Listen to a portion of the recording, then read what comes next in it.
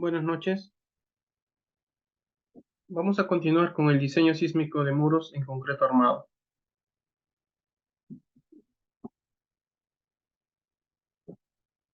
Cuando los muros se colocan en posiciones ventajosas dentro de una construcción, pueden ser muy eficientes para resistir las cargas laterales producidas por el viento o sismo. En nuestro país, lo que más prima es el sismo, ¿no? Viento, la norma solo considera cargas perpendiculares, ¿no? De viento para estructuras livianas.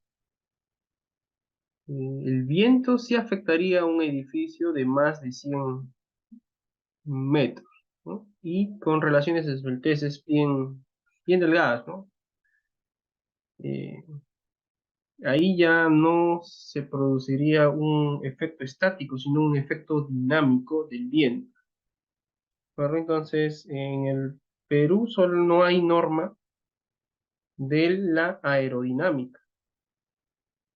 ¿Ya? Es el efecto dinámico que produce el viento al atacar a las construcciones o a las edificaciones.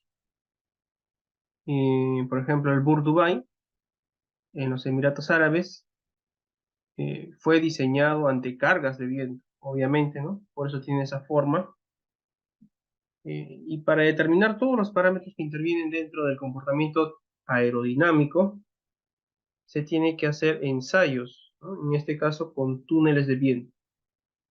Ese es un tema que no hay mucha información en el Perú, porque no tenemos eh, ese problema, ¿no? A menos que quisiéramos construir ya un poco más grandes.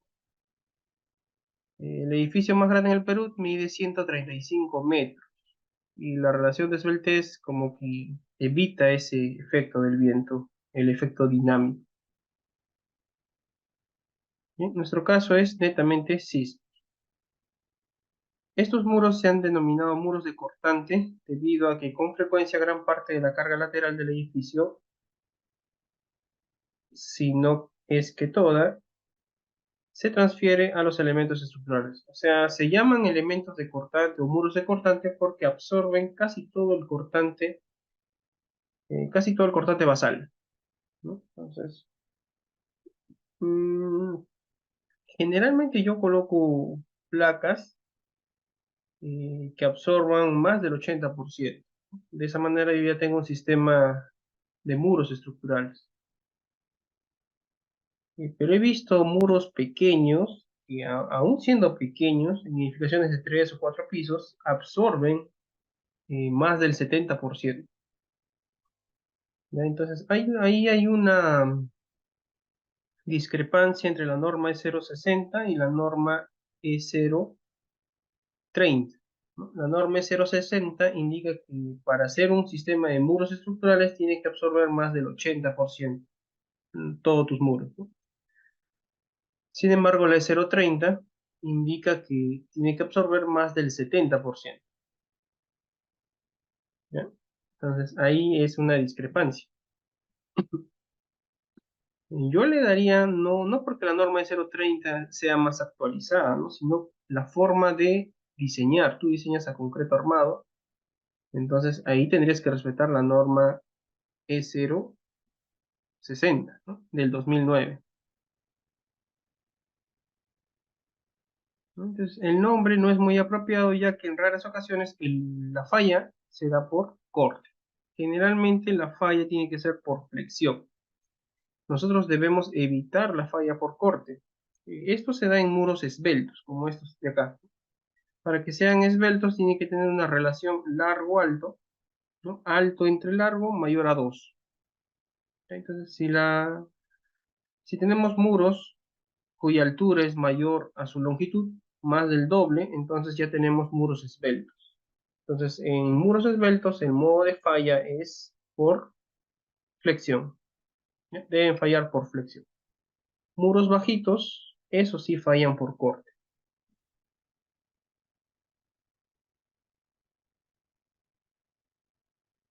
Entonces, los edificios de niveles múltiples se han hecho más altos y esbeltos, por lo que la tendencia es el análisis de muros de cortante. Es una parte importante del diseño. El uso de muros de cortante se hace imperativo en determinados edificios elevados a fin de poder controlar deflexiones de entrepiso. He realizado varios modelamientos de distintos pisos o edificaciones de varios niveles y básicamente si el edificio está en una zona o un buen suelo, S1, no es necesario colocar muros de corte, ¿ya? Entonces, en un buen suelo, generalmente puede ser en Lima, lo que es el centro, Surco, San Isidro, ¿no? Buenos suelos, no es necesario colocar muros de cortante. Tranquilamente trabajan los pórticos, ¿ya? Si ustedes hacen, bueno, si es que son edificaciones comunes, ¿no? Pueden ser oficinas generalmente, no es necesario los muros de corte. Pero si tenemos un suelo intermedio, ya la cosa cambia. Ya tener 4 o 5 pisos sin placas es muy complicado. Las distorsiones se elevan. Es por la forma que tiene el espectro, ¿cierto? Entonces, básicamente los periodos de la plataforma, el TP más que todo, ¿no? Cuando tienes un suelo bueno, tienes un TP,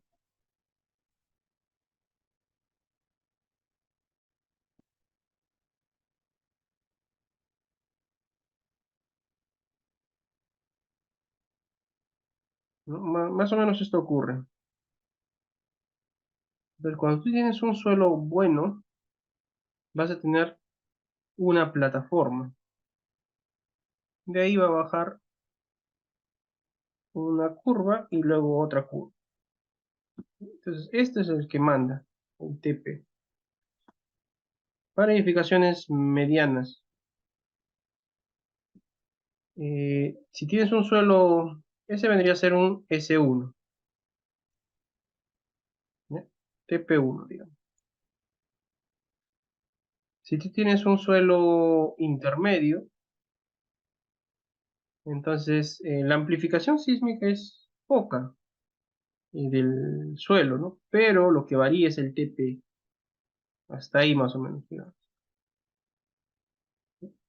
Luego viene así, incluso esto es antes, ¿no?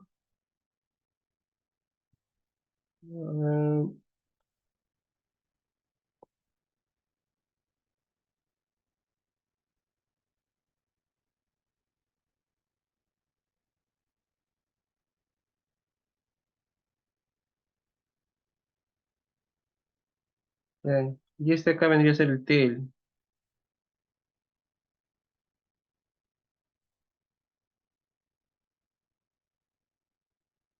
Para un suelo intermedio,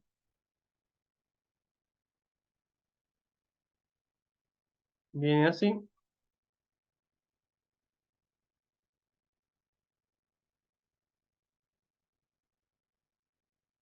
y este vendría a ser el TL2, y este es el TP2.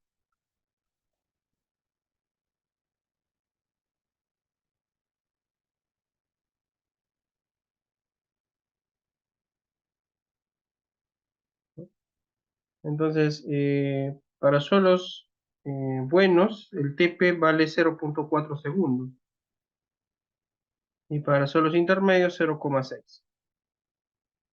Entonces, digamos que tu edificio tiene 5 pisos. Entonces, 5 pisos, y el periodo más o menos es 0,5, más o menos por acá. Entonces, estaría acá la pseudoaceleración, ¿no? Entonces, este vendría a ser la pseudoaceleración si tú tienes un suelo tipo U, ¿de acuerdo? Pero si tú tienes un suelo intermedio para 5 pisos, tu pseudoaceleración sería esta de acá. Ahí sería tu pseudoaceleración para un suelo intermedio. Entonces, esta diferencia es bastante. ¿ya? Mientras más pisos haya, la diferencia aumenta. ¿Ya? Este está un poquito raro, pero la diferencia sí aumenta bastante. ¿Ya? Entonces, eso ocurre, por eso hay una gran diferencia. Si tuviéramos pisos o rigideces menores a 0,4, no habría mucha diferencia. Periodos, ¿no? Periodos menores a 0,4 no habría mucha diferencia. ¿Ya? El problema es cuando ese periodo supera 0,4 segundos, ¿no? Ahí ya hay bastante diferencia entre un suelo y el otro suelo. Aquí están los periodos en segundos y aquí está la pseudoaceleración, ¿no? ¿Ya? Entonces, es por eso que en suelos intermedios ya es necesario colocar placas. Así tu, así tu edificación sea común. ¿Ya? Entonces, máximo podrías tener 4 pisos en teoría, ¿no? Pero de pórticos bien rígidos, máximo, recontra rígidos, ¿no? Podrías todavía funcionar, pero generalmente no funciona, ¿no? Generalmente ya con 4 pisos ya tienes que ponerle placas. Entonces, el comportamiento de los muros va a depender de su esbeltez. Si es un muro esbelto, entonces su falla es por flexión. Si es un muro bajo, su falla es por cortante. Entonces nosotros debemos incitar el modo de falla, ¿no? La idea de que nosotros diseñemos es lograr que falle de manera dúctil, ¿cierto?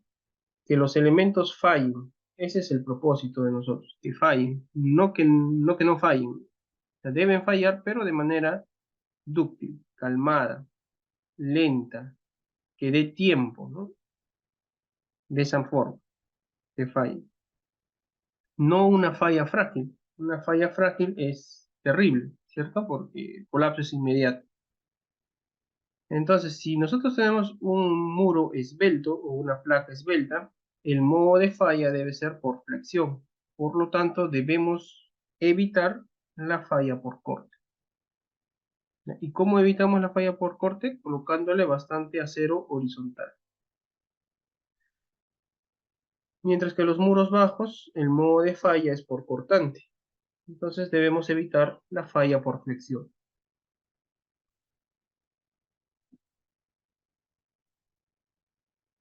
¿no? Entonces, una característica de una placa es que el refuerzo está concentrado en los extremos o elementos de borde. Acá tenemos un ejemplo. Bueno, acá se ve mejor. Por ejemplo, tenemos esta placa. ¿Ya? Es una placa que mide 2 metros 45. ¿Ya? Y tiene un espesor de 25 centímetros. Los elementos de borde son de 40 centímetros. Pero el refuerzo vertical está uniformemente distribuido. Como pueden ver, aquí tenemos 6 varillas de 3/4 en cada lado y en el medio, o sea, en el alma, tenemos también diámetro de 3/4 a cada 15. Entonces, ustedes ven en un plano este tipo de refuerzo en una placa, no es la forma adecuada, ¿ya? Si ustedes ven eso, no es la forma adecuada. Entonces vamos a ver cuál es el comportamiento de esta placa, ¿no? Acá tiene sus propiedades F'C210, Fy 4200, o elasticidad del acero, deformación asociada a la máxima resistencia del concreto no confinado, deformación máxima del concreto no confinado, ¿no? Y estamos asumiendo un concreto no confinado, a pesar de que esto sí se podría considerar como si estuviera más o menos confinado, ¿no? ¿Ya? Y no se considera la carga axial. Y lo vamos a comparar con esto.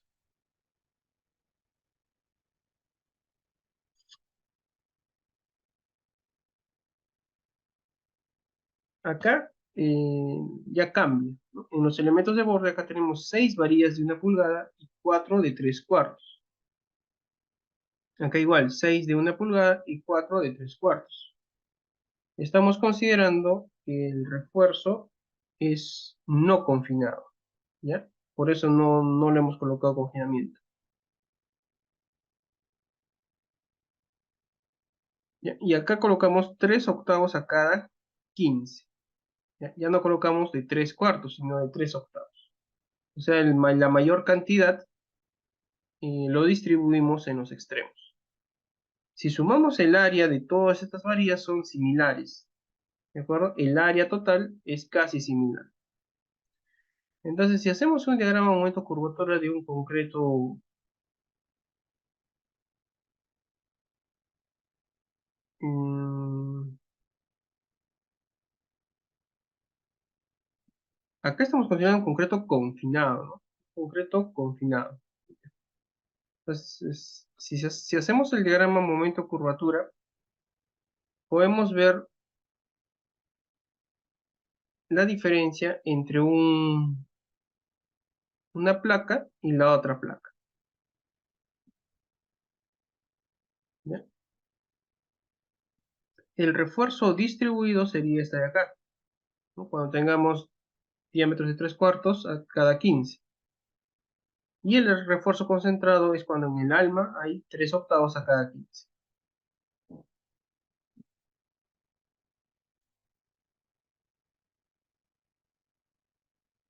Entonces ahí podemos ver claramente que cuando concentramos el acero en los extremos, en los elementos de borde, la resistencia aumenta y también aumenta su ductilidad.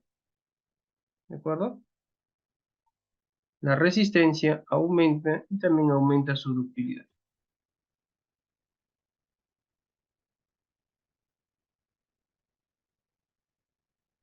Otra cuestión en las placas es que generalmente nosotros tenemos placas no muy gruesas, digamos de 20 centímetros, de 25 centímetros, hasta de 15 centímetros es posible tener una placa, ¿cierto? Si es que cumple ciertas condiciones.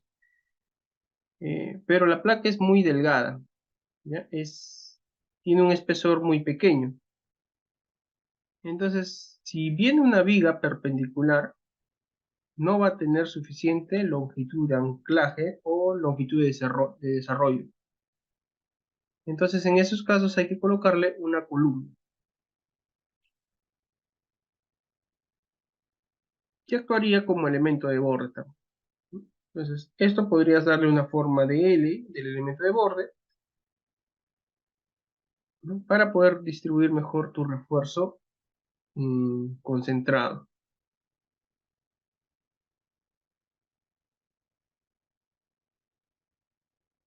Después, según Paulay, indica que no debemos considerar el aporte del concreto cuando tenemos cargas axiales bajas, ¿no? Por ejemplo, acá, si nosotros dividimos el PU entre el área bruta,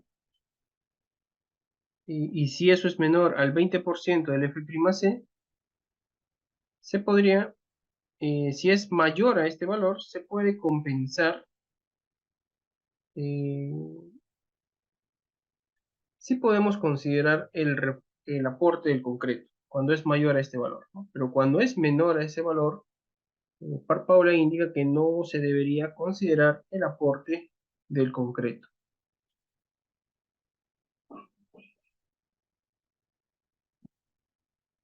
Por ejemplo, en columnas y vigas, nosotros no consideramos el aporte del concreto, ¿ya? Porque va a sufrir una enorme rotulación, gran daño, ¿ya? En las placas, el daño también va a ocurrir, pero la carga axial hace que se cierre de alguna manera esa fisura que puede ocurrir, ¿no?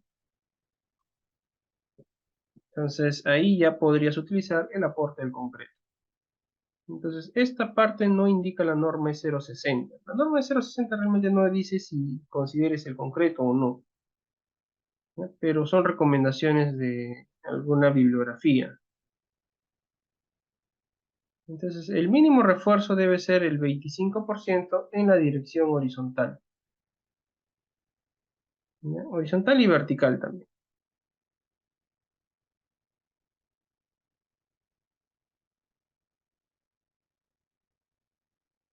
¿ya? El peralte efectivo de una placa tiene que ser el 80% de la longitud del muro. Después, para evitar estas juntas de construcción, ¿no? Cuando tú vacías la placa y dejas tus fierros, y luego vacías recién la viga con la losa, en esa unión de viga y muro hay una junta fría, ¿ya? Y esa junta tiene que diseñarse ante el cizallamiento, ¿ya? Entonces, para evitar ese diseño, que igual lo puedes verificar, es recomendable que tengas una cuantía vertical mayor a 0,25%, o sea, 0,0025. Ambas cuantías es recomendable que sean mayor a 0,0025, tanto la cuantía vertical como la horizontal.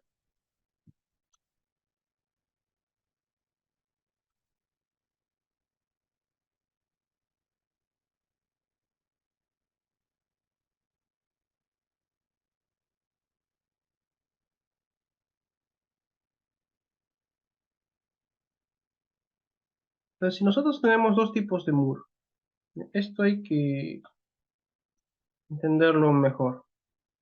Entonces, nosotros vamos a colocar una cuantía vertical, aparte de los elementos de borde, en el alma, ¿no? Debemos colocar una cuantía vertical.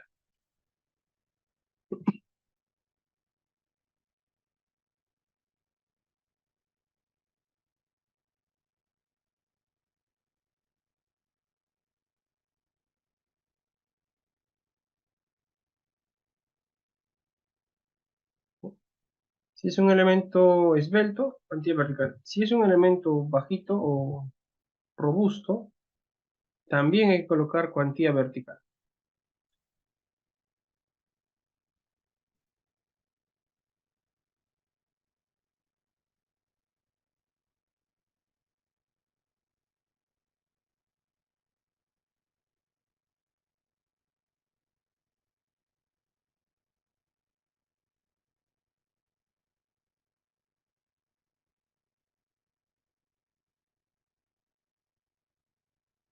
Mejor, entonces, ambos tienen cuantía vertical. Y también debemos colocar cuantía horizontal.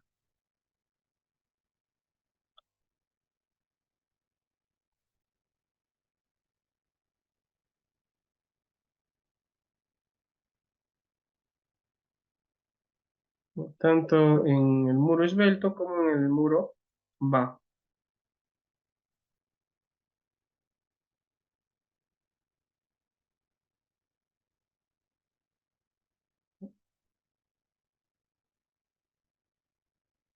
Entonces, la cuantía vertical en un muro esbelto tiene que ser mayor a 0,0025. También lo mismo va a ocurrir en un muro bajo. La cuantía es recomendable que sea mayor a 0,0025.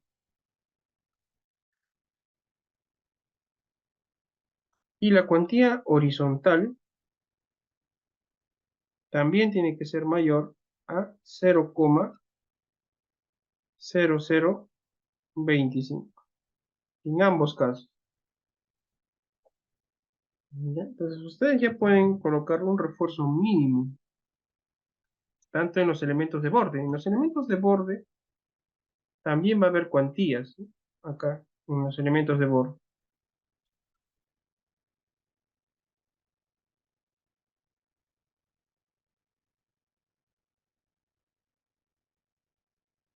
¿Sí? Digamos que esos son los elementos de borde. Ahí va a haber cuantía. Entonces, estas son las dimensiones mínimas, o bueno, el refuerzo mínimo. Acá también, elementos de borde va a haber cuantía.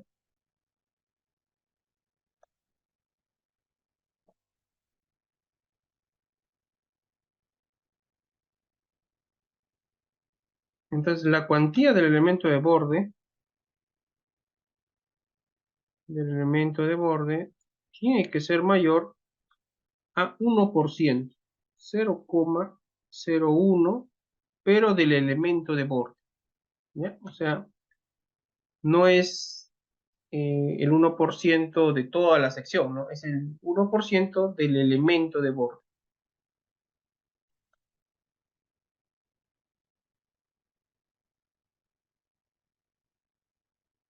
Si acá tenemos esta sección y acá tenemos esta sección, acá vamos a tener elementos de borde. Acá tenemos elementos de borde, ¿no? Esta dimensión de acá.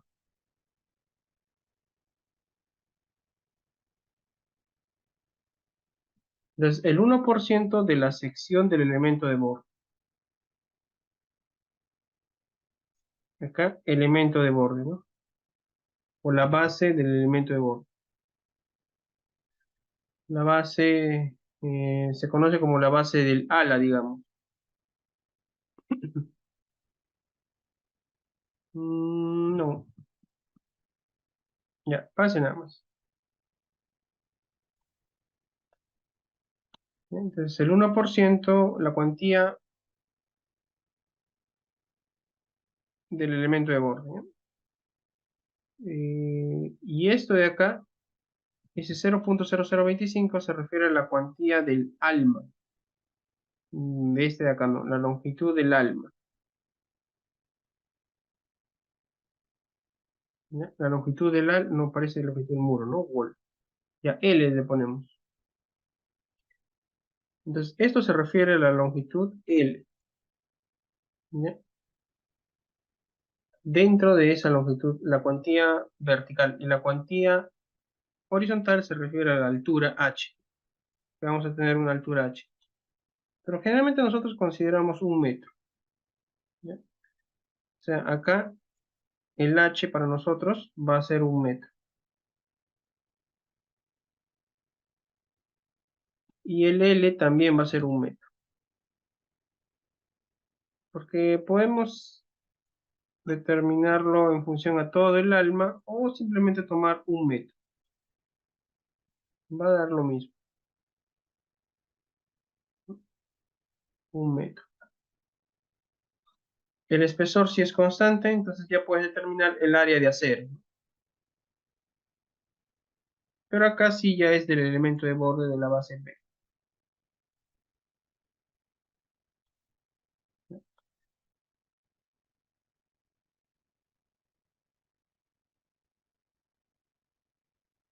Ahora, toda esta longitud es la longitud del muro. Todo esto es la longitud del muro. La longitud del muro. Entonces, la base o base del elemento de borde tiene que ser mayor o igual, según Pauli es el 10% de la longitud del muro y según el ACI del 2019 es mayor al 15%. La norma de 0,60 no dice nada, ¿de acuerdo? No dice nada. Podemos tomar del 10% al 15% como mínimo, ¿ya? Mínimo. Del 10 al 15% de la longitud del muro.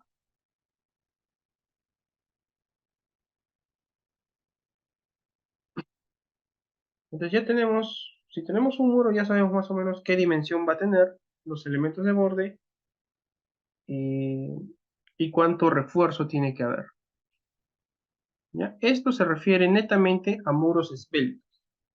Muros bajos es suficiente con que cumpla esto, ¿no? No interesa el espesor o la longitud del elemento de borde. Y después el espesor tiene que ser mayor a la altura libre, la altura libre entre 25. ¿Ya? El espesor del muro tiene que ser mayor a la altura libre de 25 o 15 centímetros. Entonces, un espesor tiene que ser mayor a la altura libre entre 25 o 15 centímetros. La altura libre va de techo a techo. Tenemos una losa y nuestro muro. Entonces, esa vendría a ser la altura libre. Altura libre. Para evitar el pandeo del muro. Entonces, para evitar el pandeo del muro, tenemos que dividir entre 25. Y ese vendría a ser el espesor, ¿no? Si tienes 5 metros, tu espesor tiene que ser pues 20 centímetros como mínimo, ¿no?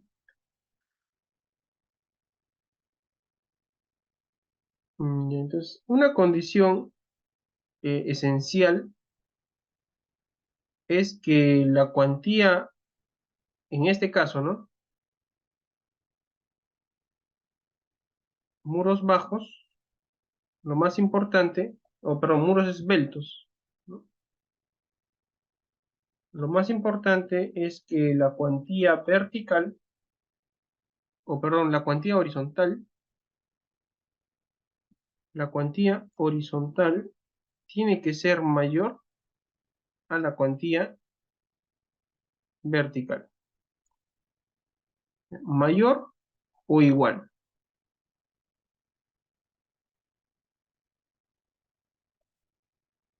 ¿Ya? Tiene que ser mayor o igual a la cuantía vertical. Eso no lo dice la norma de 0,60, pero tiene que ser así para evitar o para estimular o para dirigir que la falla sea por flexión y no por cortante. O sea, debemos colocarle bastante refuerzo horizontal. ¿De acuerdo? Y en muros bajos es al revés. La cuantía horizontal es menor o igual a la cuantía vertical. Entonces la cuantía horizontal tiene que ser menor a la cuantía vertical para darle esa falla, ¿no? Para orientar la falla por cortante. Acá la falla es por flexión, acá va a fallar por flexión. La falla es por flexión. Y acá la falla es por cortante.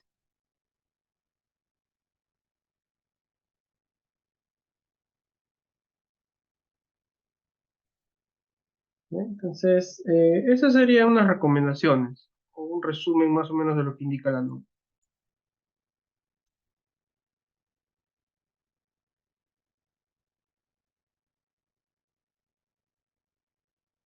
Generalmente en muros bajos se suelen hacer ventanas, ¿no? Digamos, si haces ventanas, una ventana, digamos ahí, entonces lo recomendable, o cuando hagas el análisis sísmico, si logras modelar esto, va a haber concentraciones en estos de acá, ¿no? En las esquinas va a haber concentración de esfuerzos.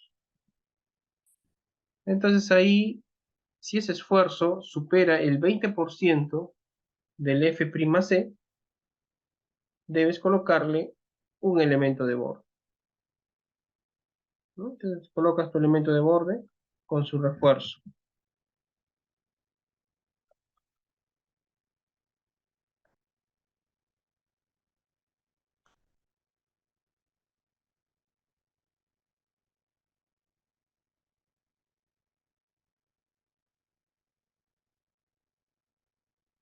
¿Ya? Y lógicamente cuando tenemos esquinas, es recomendable también colocarle refuerzo diagonal.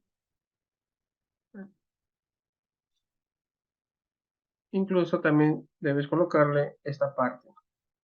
Pero eso ya es en casos extremos. Cuando tú quieras hacerle una abertura a un muro, incluso lo puedes diseñar, ¿no? Por el método puntal tirante. Esa aclaración es, o esa recomendación cuando indica que debes colocar un elemento de borde cuando el esfuerzo es mayor al 20% del F'C. ¿Ya? Se refiere a muros bajos, ¿ya? A este tipo de muros, a muros bajos, ¿no? En muros esbeltos esa recomendación no se cumple, ¿ya? En muros esbeltos el comportamiento es distinto, ¿no? Nosotros vamos a determinar cuánto es la longitud de este elemento de borde en función a la deformación. Eso lo veremos después. Pero como mínimo de un 10 a un 15% de la longitud del muro.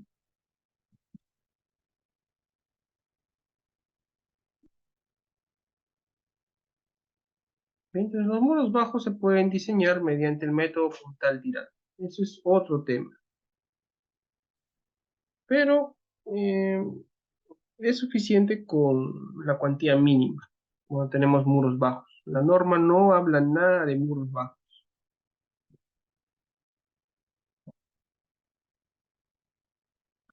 Entonces, acá la norma te va a indicar todo lo que hemos hablado acá.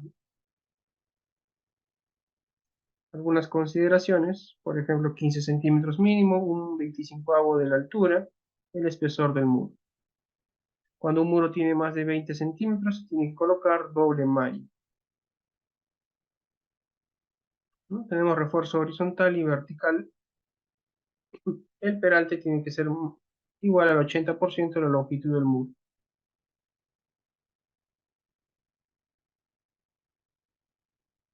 ¿no? Y si la altura entre la longitud no excede de 2, la cuantía del refuerzo vertical no debe ser menor que la cuantía del refuerzo horizontal. Eso se refiere a esto. La cuantía del refuerzo vertical no debe ser menor a la cuantía del refuerzo horizontal.